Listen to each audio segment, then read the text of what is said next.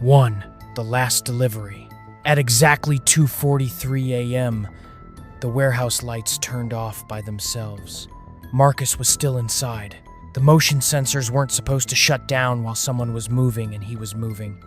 He had been pacing the loading bay for the past 5 minutes, trying to understand why the delivery truck outside hadn't left yet. It had been sitting there, engine off, headlights on, driver inside, not moving.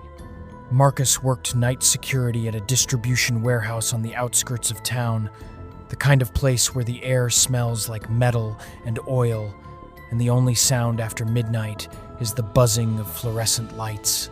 He checked the cameras. Camera 4 showed the truck clearly. White, no company logo, driver's door slightly open. He zoomed in. The driver wasn't looking at the warehouse. He was looking directly at the security camera. Smiling, Marcus felt his stomach drop. The truck wasn't scheduled. No late deliveries were supposed to arrive after 1 a.m. He rewound the footage. The truck had been there since 1:37 a.m. He never saw it arrive. There was no footage of it pulling in. It just appeared between frame refreshes. 1 second, the loading dock was empty. The next second, the truck was there. Marcus swallowed. He grabbed his flashlight and stepped outside. The night air felt heavy, too quiet. No crickets, no wind. The truck's headlights flickered slightly. As he got closer, he noticed something strange. There were no license plates, and the inside of the cab looked darker than it should have been, like the darkness inside was thicker than normal shadow.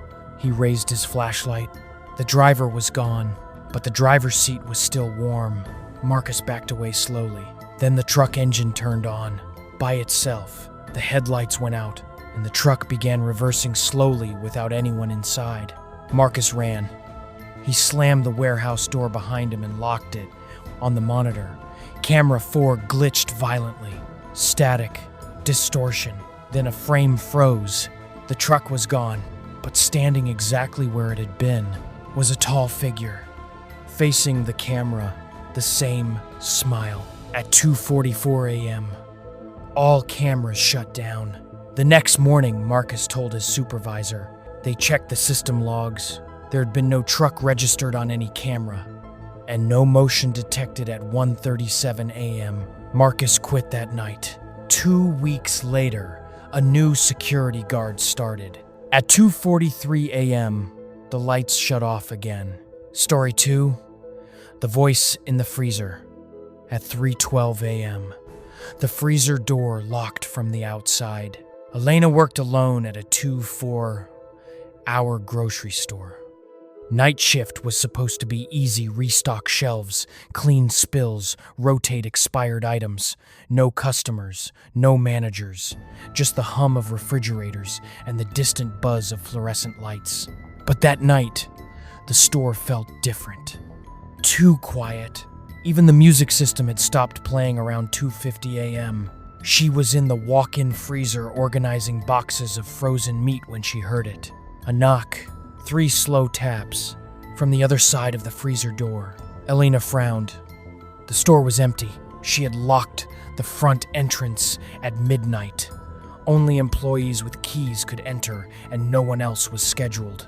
Another knock, this time closer to the handle. She walked toward the door. "Hello?" she called.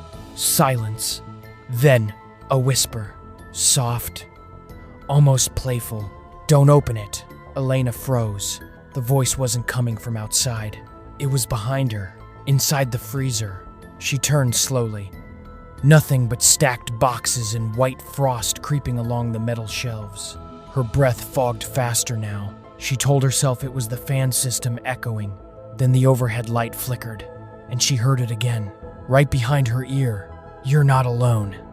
She spun around. No one. Her heart pounded violently. She rushed to the door and grabbed the handle. It wouldn't move. She pulled harder. Nothing. The temperature felt like it dropped 10 degrees instantly. Her fingers started to sting. She pounded on the metal door. "Hey! Is someone there?" No answer. Then she heard footsteps. Outside. Slow. Deliberate. Stopping right in front of the freezer door. She could see the faint shadow under the crack at the bottom. Someone was standing there. Relief flooded her.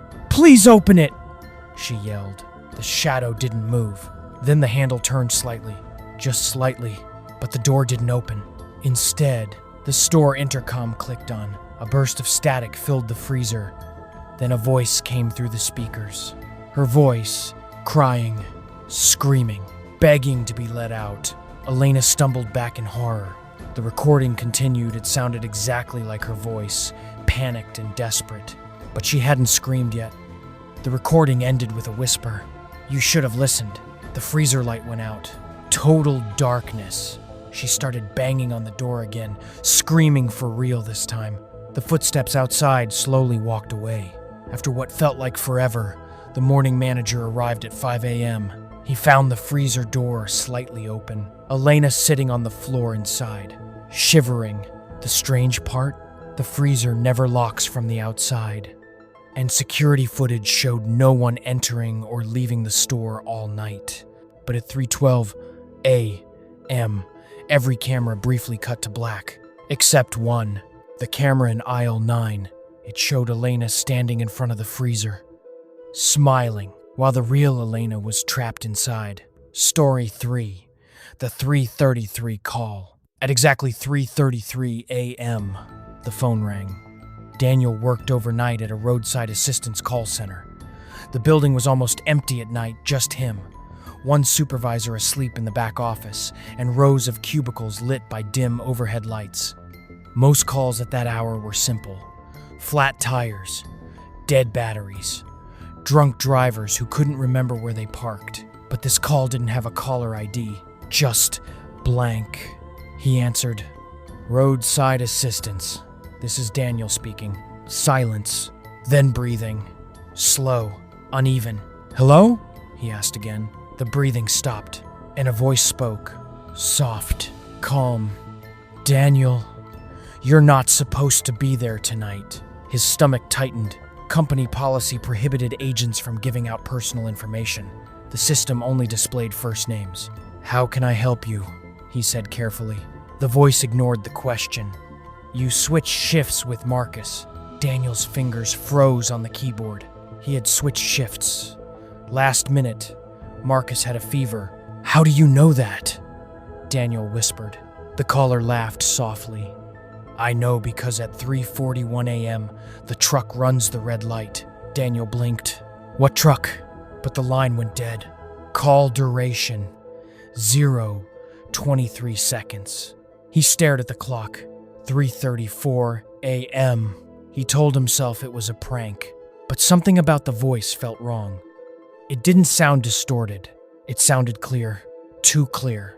At 3:38 a.m., the phone rang again. Same blank caller ID. He hesitated before answering. "Daniel, you're still there." His chest tightened. "Who is this?" The voice continued calmly. "You're going to step outside at 3:40. "No, I'm not," Daniel said immediately. Silence. Then, "You always do." The call ended. Daniel stood up. His heart was racing now. He needed air. No, he wasn't going outside. He wasn't following some random caller's script. But the office suddenly felt suffocating. The lights seemed dimmer, the air heavier. The clock changed to 3:40 a.m. Without thinking, he found himself walking toward the exit.